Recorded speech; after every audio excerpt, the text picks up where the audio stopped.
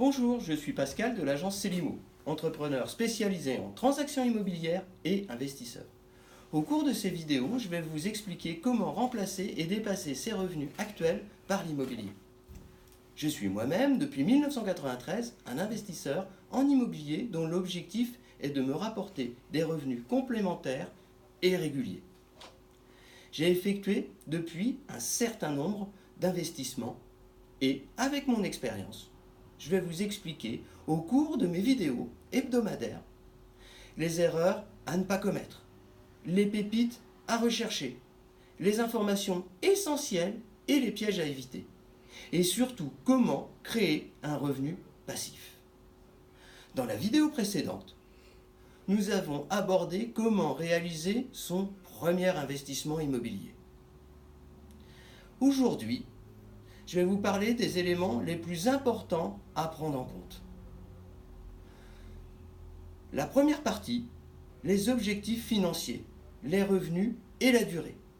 Pour cela, vous pouvez utiliser une calculette financière. Par exemple, vous pouvez aller sur notre site www.celimo.fr dans la rubrique Outils.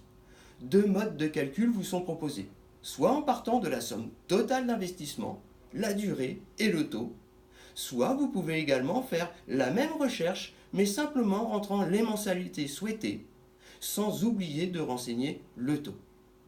Après ces simulations, vous devez obtenir la taxe foncière et également chercher le prix du marché. Connaître le prix marché, rien de plus simple. Il faut également regarder la concurrence et analyser les sites d'annonces professionnels ou non, tels que par exemple Le Bon Coin. J'ai effectué ce matin 2 recherches. La première, donc location, sur Sens, j'ai pris des appartements, 2 chambres, de type 3. Et là, vous allez vous rendre compte, si vous faites la même remarque, la même démarche, 45 annonces. Là, en comparaison, j'ai regardé maison, 3 chambres sur Sens. Et là, vous allez découvrir simplement 6 maisons. Évidemment, les maisons sont très prisées.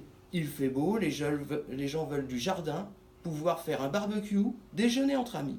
Vous allez forcément pouvoir déterminer qu'il est, si votre capacité financière le permet, plus opportun d'investir dans une maison plutôt que dans un appartement. La maison, mécaniquement, si vous respectez la valeur du marché, de la location, se loue beaucoup plus vite et les locataires resteront beaucoup plus longtemps. Dans la description de la vidéo ci-dessus, je vais vous mettre en lien la calculette financière et je vous retrouve la semaine prochaine pour cette mini-formation sur comment dépasser et remplacer ses revenus actuels par l'immobilier. À la semaine prochaine. Merci. Au revoir.